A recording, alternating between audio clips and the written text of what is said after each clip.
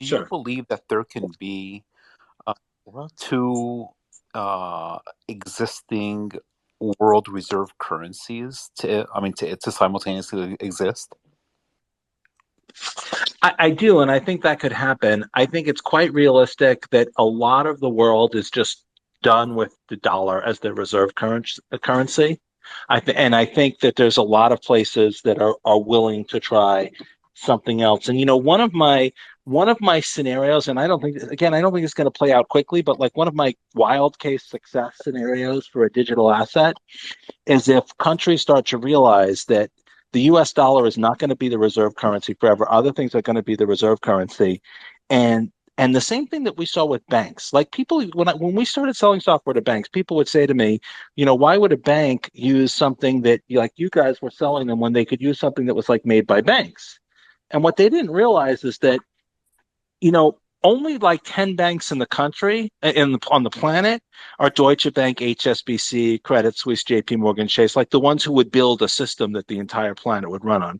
For the rest of the banks, that's 6,000 smaller banks. Those are their biggest, strongest competitors. Those are the entities they hate the most. They would not want to use the system built and maintained by them because it's going to be biased in favor of them, their biggest and strongest competitors. And I think the same thing could happen to nations. Like every nation would love for their currency to be the world reserve currency. That's helped the US, that's grown the US economy, quote unquote, unfairly by leaps and bounds for decades. And every other country would be like, yeah, we'd like to have the world be the world's reserve currency.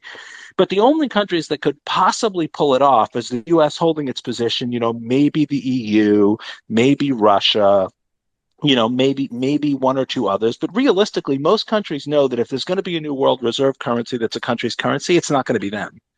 And so they might actually prefer a currency that nobody can control to one that's controlled by their largest geopolitical rivals. And so that's like what I think is the biggest possible success scenario for digital for digital assets.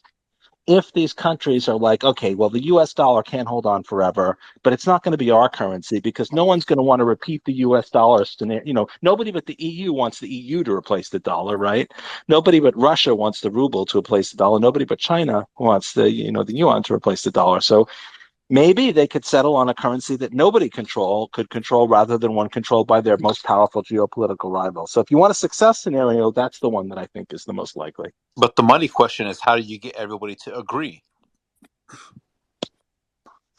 Well, I mean, they might agree if the alternative is that their geopolitical rivals force some new replacement for the dollar that's not, that just if they just replace, the old boss with a new boss.